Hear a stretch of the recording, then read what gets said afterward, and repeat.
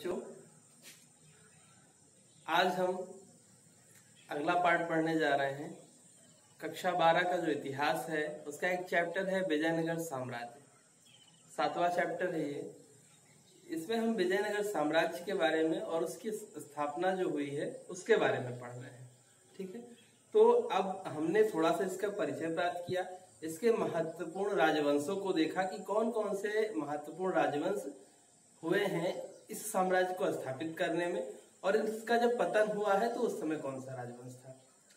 अब उसके बाद आगे हमने थोड़ा सा परिचय विजयनगर शहर के बारे में प्राप्त किया कि उनके संसाधन क्या थे, किन संसाधनों पर वो निर्भर था, जल संपदा क्या थी, सिंचाई क्या कैसे व्यवस्था थी, और जल जो अतिरिक्त होता था उसको नहर जैसा हिरिया नहर आपने देखा, या कमल जलाशय, कमलपुरम जलाशय, ये दोनों क्या है, ये सब एक उदाहरण है संरचनाएं जो आज तक अभी विद्यमान है। संरचना का मतलब यही होता है कि कोई ढांचा, जैसे मान लीजिए बिल्डिंग है और गिर गई, बिल्डिंग उजाड़ हो गई तो उसकी नींव बची रहती है जमीन में, तो क्या है वो एक तरह की संरचना है।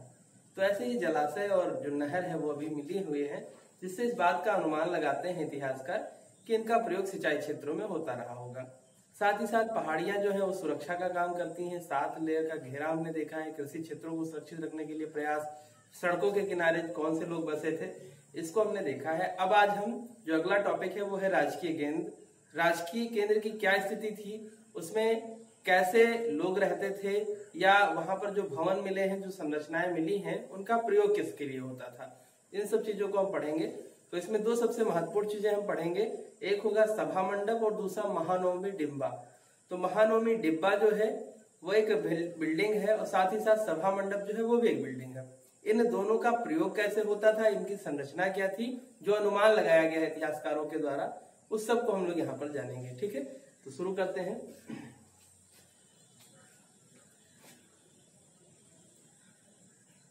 विजयनगर साम्राज्य। विजयनगर साम्राज्य पार्ट 7, और वीडियो का जो पार्ट है आई होप ये 4 पार्ट है। ठीक, ये 4था वीडियो है हमारे चैप्टर का, और हमारा टॉपिक है राजकीय केंद्र। राजकीय केंद्र। ठीक, जैसा कि शब्द को सुनकर लग रहा है कि राज्य जो है उसका कोई निश्चित भूभाग होगा, कोई सेंटर होगा जहां से राजनैतिक गतिविधियां, जैसे किस शासक को अधीन करना है, किस शासक को रियायत देना है, किसको कर देना है, कर से मुक्त कर देना है, किसके कर में वृद्धि कर देना है, या राजस्व की वसूली कौन करे, ये सारा जो सेटअप है, इन सब की व्यवस्था जहां होती होगी वह स्थान होगा राजकीय केंद्र। ऐसा लग रहा है शब्द से, लेकिन ऐसा नहीं है। यह है तो राजकीय केंद्र, जो कि बस्ती जो है विजयनगर, इससे दक्षिण पश्चिम में स्थित है। दक्षिण पश्चिम जो दिशा होती है, ये हो गया पूरब, ये हो गया पश्चिम, ये हो गया दक्षिण। ये जो क्षेत्र है वो आपका है दक्षिण पश्चिम। ठीक, इस प्रकार अगर हम देखें विजयनगर के बारे में, और अगर ये हमारा विजयनगर है तो इसका दक्षिण पश्चिम यहां पर पड़ेगा, ये वाला क्षेत्र, यानी ये क्षेत्र जो है विजयनगर का वह राजकीय केंद्र है। राजकीय केंद्र है। ठीक, इतना समझ में आ गया। अब आइए हम देखते हैं कि इस राजकीय केंद्र की स्थिति क्या थी। यहाँ पर जो संरचनाएं मिली हैं उनका आकार कैसा है, और उनके प्रयोग की क्या संभावनाएं व्यक्त की हैं इतिहासकारों ने। यानी कि इतिहासकार जिस संरचना को देखते हैं उसका उसके विस्तृत स्वरूप, या उसके निर्माण का जो निर्माणात्मक कला है, निर्माण की जो प्रक्रिया है, या जो भी स्ट्रक्चर हमें दिखाई देता है, उसके अनुरूप हम अनुमान लगाते हैं कि इसका प्रयोग इसलिए होता रहा होगा। जैसे अन्नागार, इसका इस्तेमाल अन्न के लिए होता था, भंडारण के लिए। जैसे मान लीजिए हमने देखा स्नानागार, डैम टाइप का बना हुआ है, टब टाइप का, वाटर प्रूफ है, एयर वाटर प्रूफ है कि पानी बाहर नहीं जाएगा उससे, पानी भरने के बाद फिर बाहर निकालने की व्यवस्था भी है कि पानी अगर उसमें भर गया तो उसको हम बाहर कैसे कर पाएंगे। तो इससे क्या अनुमान लगता है कि ये हम्माम या स्नानागार रहा होगा। तो ऐसे ही हम देखते हैं कि इतिहासकार यहाँ पर जो संरचनाएं प्राप्त हुई हैं उनको, उनसे क्या अनुमान लगाते हैं सभ्यता के बारे में, या इस साम्राज्य के बारे में कि उसकी स्थिति क्या रही होगी, या इन भवनों या स्थानों का महत्व क्या रहा होगा राज्य के क्षेत्र में।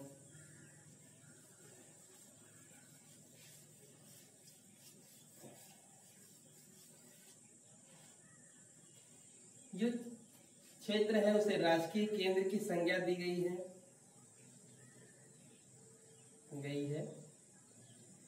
किंतु यहां पर 60 से अधिक मंदिर हैं।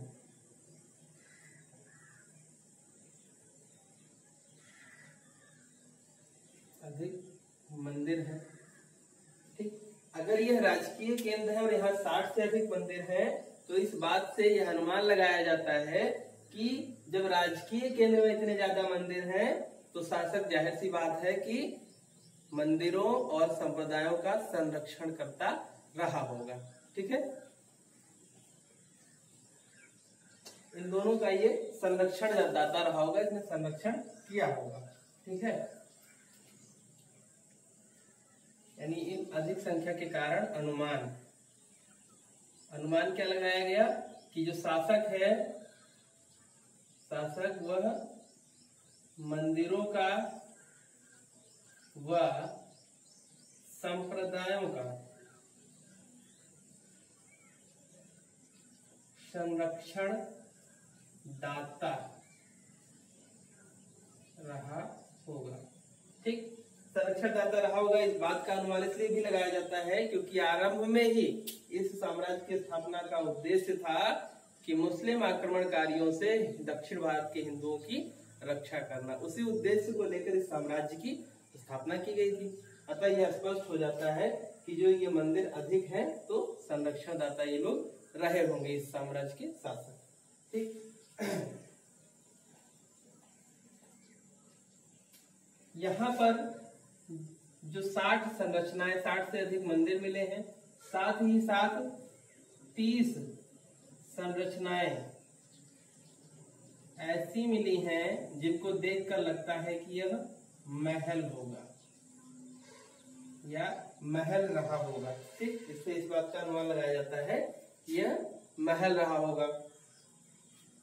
इनमें दो सबसे महत्वपूर्ण संरचनाएं जो मिली हैं, जिनको हम लोग पढ़ने वाले हैं, उस पर आते हैं। सबसे पहले तो वह है सभा मंडप व महानवमी डिब्बा। ठीक, महानवमी डिब्बा। महानवमी क्या, इसका तात्पर्य हम लोग दुर्गा पूजा से भी निकालते हैं और दशहरा से भी, जो उत्तर भारत में और प्रायद्वीपीय भारत में ठीक निकाला जाता है। दुर्गा पूजा जो बंगाल से संबंधित है। इन सारी चीजों को थोड़ा सा आगे आने पर हम लोग देख रहे हैं, समझ में आएगी चीजें, लेकिन यहाँ पर हम ये स्पष्ट हो जाते हैं कि राजकीय केंद्र के अंतर्गत हमें दो महत्वपूर्ण संरचनाओं का अध्ययन करना है, जो प्रश्न पूछे भी जाते हैं परीक्षाओं में। पूछ लिया जाता है कि महानवमी डिब्बा आपके अनुसार किन कार्यों के लिए प्रयुक्त किया जाता था। तो हम अपने अनुसार क्या नहीं बताएंगे, हम बताएंगे इतिहासकारों के अनुसार। इतिहासकार जिस तरह से बताते हैं, इतिहासकारों का जो मानना है उसी को हम वहां पर व्यक्त करते हैं। ठीक है, तो आइए हम दोनों ही संरचना के बारे में पढ़ते हैं। यानी हम लोग ये जो दोनों संरचनाएं हैं इनके बारे में पढ़ना शुरू करते हैं कि इनका क्या महत्व था, कैसे प्रयोग होता था।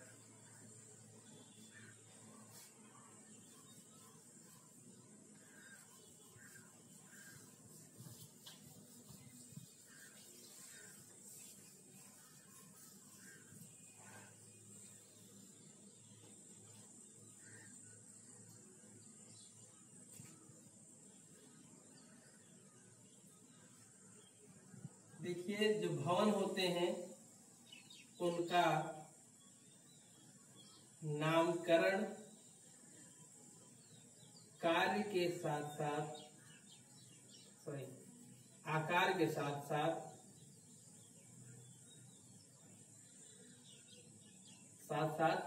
कार्य के आधार पर भी किया जाता है।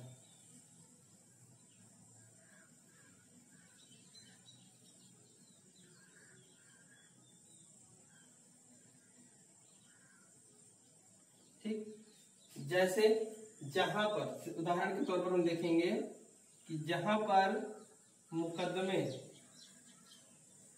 की सुनवाई होती है वो क्या होता है? अदालत। अदालत, लेकिन सुनवाई तो एक छोटे से चैम्बर में होती है। पूरा परिसर क्या कहलाता है? कचहरी। कचहरी कहलाता है।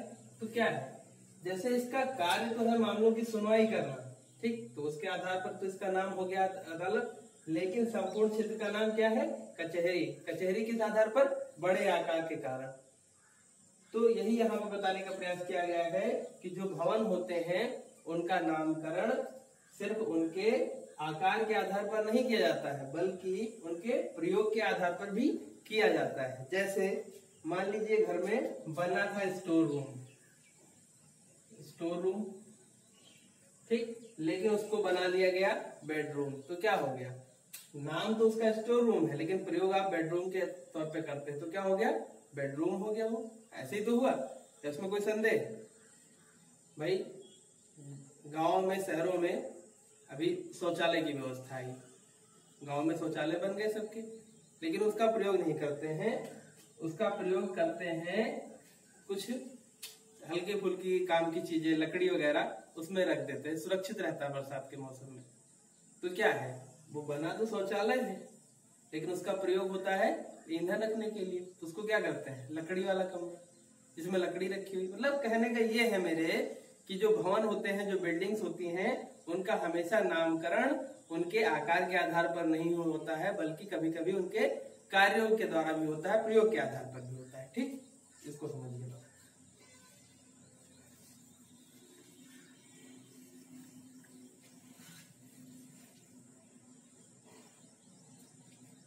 ठीक, अब इसमें दो प्रभावशाली संरचनाएं मिली हैं, वो दोनों सभा भवन, सभा मंडप और महानवमी डिब्बा है। ठीक, ये दोनों है। अब इन दोनों को हम लोग आगे पढ़ रहे हैं। सभा भवन जो है, ये जो है, मान लीजिए ये सभा भवन है, ये दोहरी दीवार से घिरा हुआ था, इसके बीच में जगह थी और प्रवेश का मार्ग था। ठीक, अब होता क्या है कि अगर आप यहां से प्रवेश करते हैं तो आपको यहां तक चल के आना पड़ेगा, फिर आप अंदर प्रवेश कर पाएंगे। ठीक, अच्छा, ये प्रक्रिया किसको पता होगी? जो रोज आता जाता होगा। अगर कोई आक्रमणकारी अचानक से आ जाए तो वह यह कैसे स्पष्ट कर पाएगा कि इस रास्ते से जाना है? नहीं कर पाएगा। ऐसा भी हो सकता है कि यहाँ पर भी एक रास्ता बना दिया जाए और ऐसे ला करके इसको ऐसे बंद कर दिया जाए, यानी आने वाला इस भ्रम में पड़ जाए और यहाँ से आकर इंदर प्रवेश करे और यहाँ पाए कुछ न कुछ पाए, तब तक हम तैयारी करके यहाँ से निकल लेंगे और आकर के इनको पीट देंगे। इतना तो कर ही सकते हैं। तो क्या है, ये सुरक्षा की दृष्टि से बड़ा अत्यंत सुरक्षित था। सुरक्षा की दृष्टि से देखा जाए तो अत्यंत महत्वपूर्ण और सुरक्षित स्थान था। ये हो गया सभा मंडप। यह एक तरह का ऊंचा मंच था, ऊंचा मंच था, यानी ये जो था प्लेस वो काफी ऊंचा हुआ करता था। ठीक, ये ऐसे ये धरातल है और ये बाउंड्री वाल है, ये बाउंड्री वाल है। इस बाउंड्री वाल के अंदर से प्रवेश करके ये सीढ़ियां हैं और सीढ़ियों से इस मंच पर जाया जा सकता है। ठीक, तो क्या है, पहला तो एक ऊंचाई है वो सुरक्षा, दूसरा ये डबल लेयर सिक्योरिटी दीवारों की है, तो दोहरी सुरक्षा इस तरह से इसको मिलती थी। यानी बहुत ही सुरक्षित प्लेस था सभा मंडप। भवन लिख दिया है गलती से, इसको मंडप ही रखिएगा, मंडप। ठीक है,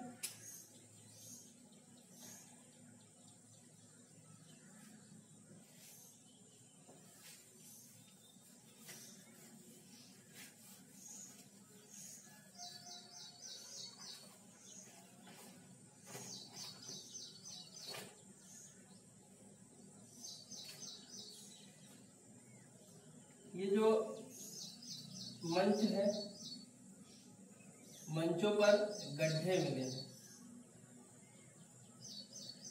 गड्ढे मिले हैं, तो इससे यह अनुमान लगाया जाता है कि इस पर पिलर्स खड़े करके लकड़ी के दूसरी छत पड़ी रही होगी, यानी दूसरी मंजिल रही होगी।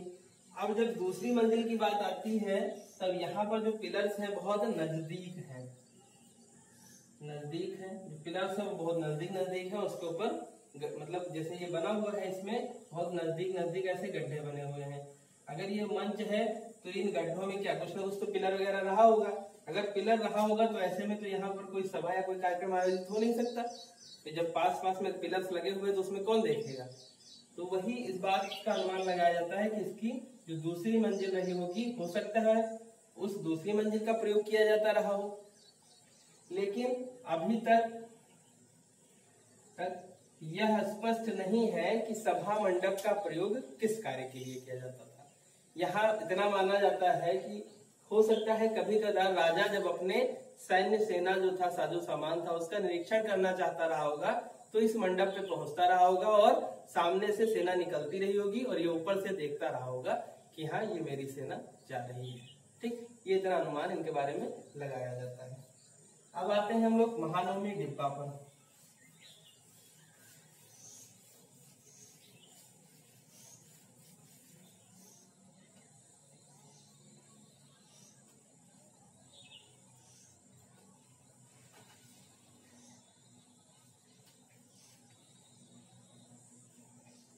महानवमी डिब्बा जो है यह भी एक विशालकाय मंच था। महानवमी डिब्बा जो है वो एक विशालकाय ऊंचा मंच था। इसका आधार 1100 वर्ग मीटर, यानी जो इसका बेस है, जो जमीन है, उसका क्षेत्रफल जो था ये 11,000 वर्ग मीटर था, वर्ग फीट था, यानी इसका जो बेस है, नीचे जमीन से जो जितना क्षेत्रफल है उसका एरिया 11,000 फीट था। और इसकी जो ऊंचाई थी,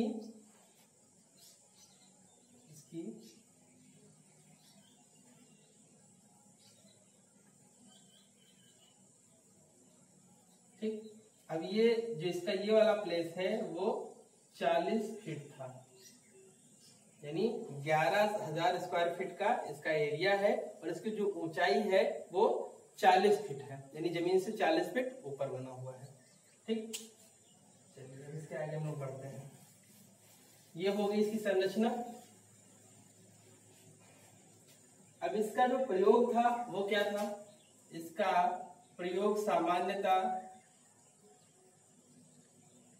जैसा कि इतिहासकारों के द्वारा अनुमान लगाया जाता है कि सितंबर व अक्टूबर के माह में यानी शरद ऋतु में किया जाता था।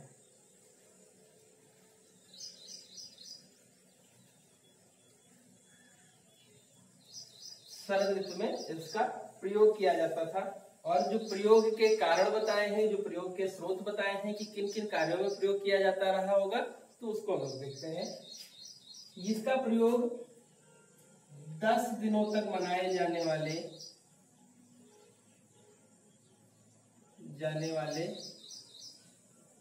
त्योहारों के लिए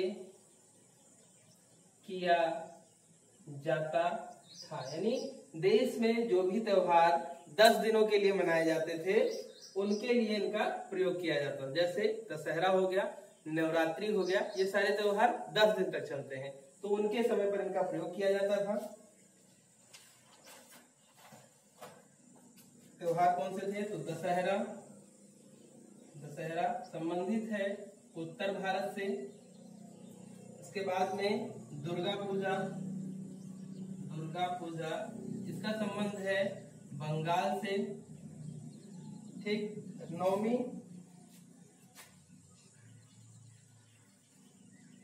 नवमी या महानवमी, इसका भी संबंध प्रायद्वीपीय भारत से है,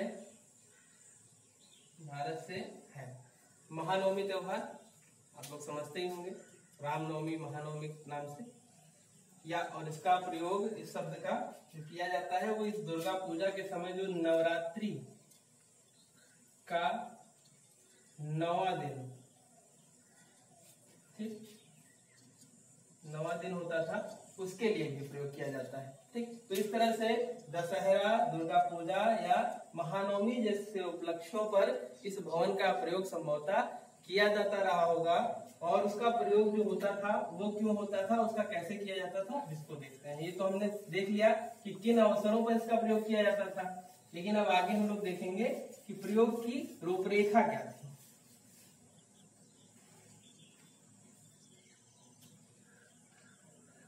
इन 10 दिनों के त्योहार के अवसर पर सामान्यतः शासक अपनी शक्ति का प्रदर्शन करता था, शक्ति का प्रदर्शन करता था। इस अवसर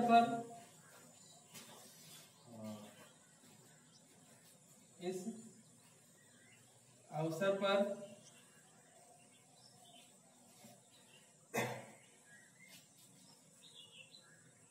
मूर्ति पूजा, राज्यों के अश्वों का प्रदर्शन, राज्यों के अश्वों का प्रदर्शन व भैंसों की बलि आदि दी जाती थी। यानी जब ये त्योहार आयोजित होते थे उस समय शासक अपनी शक्ति का प्रदर्शन करता था और इस अवसर पर मूर्ति पूजा की जाती थी, राज्य के अश्वों के प्रदर्शन किए जाते थे, घोड़ों के करतब दिखाए जाते थे और जो भैंस होती थी उसकी बलि दी जाती थी। यमराज को, जो यमराज का जो वाहन है भैंसा, उस यमराज को प्रसन्न करने के लिए ऐसा किया जाता था। और जो मुख्य रूप से इस अवसर पर जो आकर्षण का केंद्र बिंदु होते थे, जो आकर्षण का केंद्र बिंदु होते थे वो निम्न थे। मतलब इस कार्यक्रम के समय सबसे ज्यादा आकर्षित करने वाली चीजें जो होती थी वो क्या होती थी। एक तरह से हम देख रहे हैं महानवमी डिब्बा एक विशालकाय मंच है जिसका प्रयोग शासक अपनी शक्ति के प्रदर्शन के लिए करता है और इस शक्ति प्रदर्शन का आयोजन जो है वो सितंबर या अक्टूबर माह में किया जाता है, जिस समय संपूर्ण भारत दशहरा, दीपावली या महानवमी, नवरात्रि आदि त्योहारों को मना रहा होता है, उस समय किया जाता है। यानी संपूर्ण भारत को प्रदर्शित एवं परिलक्षित करने का कार्य किया जाता है और विरोधी ताकतों को यह बताने का प्रयास किया जाता है कि हम डायरेक्ट या इनडायरेक्ट रूप से एक दूसरे से जुड़े हुए हैं और आयोजनों को हम निरंतर कर रहे हैं। ठीक, ये बताने का प्रयास किया जाता था। इस पर जो आकर्षण का केंद्र बिंदु होते थे वो होते थे नृत्य, कुश्ती, यहाँ पर कार्यक्रमों का आयोजन किया जाता था। नृत्य का कार्यक्रम आयोजित होता था, कुश्ती, दंगल आयोजित किया जाता था, सजे हुए घोड़े, जो घोड़े होते थे सजे हुए, उनका प्रदर्शन और उनकी एक रैली टाइप निकाली जाती थी, उनका सामने से गुजरते थे और उनको देखकर लोग आनंदित होते थे कि हमारे राज्य के घोड़े इस तरह से उच्च कोटि के हैं, क्योंकि उसमें यातायात का साधन जो था वो घोड़ा ही था। और अगर किसी के यहाँ घोड़ा, जैसे अभी हम बुलेट ट्रेन की बात करते हैं या तेजस की बात करते हैं या बहुत सारी ट्रेनों की बात करते हैं स्पीड बढ़ाने की, तो क्यों करते हैं? क्योंकि हम एक स्थान से दूसरे स्थान पर पहुंचने के लिए कम समय लगे। इससे हमें क्या होता है कि आत्मगौरव, जैसे हमारे देश में 500 किलोमीटर की स्पीड से चलने वाली ट्रेन आ जाए तो कोई जरूरी नहीं कि हम उस पर बैठेंगे, लेकिन एक आत्मगौरव मिलता है कि हाँ चलो हमारे देश में है। तो ऐसे ही उस समय भी होता था कि शासक के जो घोड़े निकलते थे सजकर, तो जनता को एक आत्मीय सुख होता था कि हमारे राज्य के शासक के पास इस तरह के घोड़े हैं। तो उनका प्रदर्शन होता था लोगों का मनोबल बढ़ाने के लिए और विश्वास जीतने के लिए। उसके बाद में हाथियों की पालकी निकलती थी, जो सेना का प्रतीक थी। हाथियों की पालकी तथा सैनिकों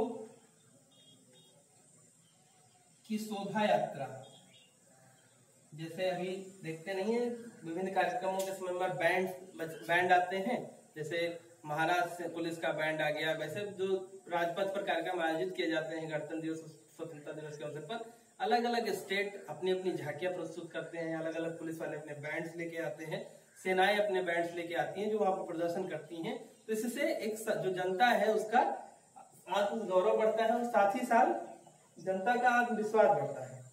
जनता का आत्मविश्वास बढ़ने से शासक पर जो है विश्वास बना रहता है और भविष्य में विद्रोह की स्थितियां कम रहती हैं। तो इन सबका प्रदर्शन किया जाता था। साथ ही साथ जो नायक होता था, नायक अर्थात जिन लोगों को नियुक्त कर दिया जाता था शासक के द्वारा कि इस फला क्षेत्र का व्यवस्था वहां की आप देखिएगा, जैसे ये शासक हो गया, ये शासक का साम्राज्य हो गया। तो शासक स्वयं तो यहाँ का शासक है, बाकी बचे हुए क्षेत्रों पर नायक की नियुक्ति कर देता था और नायक वहां की शासन व्यवस्था देखता था। तो इस समय पर नायकों या जो अधीनस्थ शासक थे, जैसे मान लीजिए हमने नायक नियुक्त नहीं किया लेकिन ये हमारा क्षेत्र था, इस पर हमने कब्जा कर लिया, तो वो शासक कहता है कि हम आपके अधीन हो गए। तो अधीनस्थ, तो इस मौके पर नृत्य, कुश्ती, सजे हुए घोड़े, हाथियों की शोभा, हाथियों व सैनिकों की शोभा यात्रा, और साथ ही साथ नायकों व अधीनस्थ जो शासक होते थे उनके द्वारा दिए गए उपहार या भेंट, ये सबसे आकर्षण का केंद्र होते थे। सबसे ज्यादा आकर्षण का केंद्र भेंट या ये सारी चीजें होती थी। ठीक, ये महानवमी डिब्बा का एक क्वेश्चन आता है कि इसके बारे में आप क्या समझते हैं, या इसका प्रयोग क्या यह स्पष्ट है कि धार्मिक आयोजन के लिए किया जाता है या किया जाता था।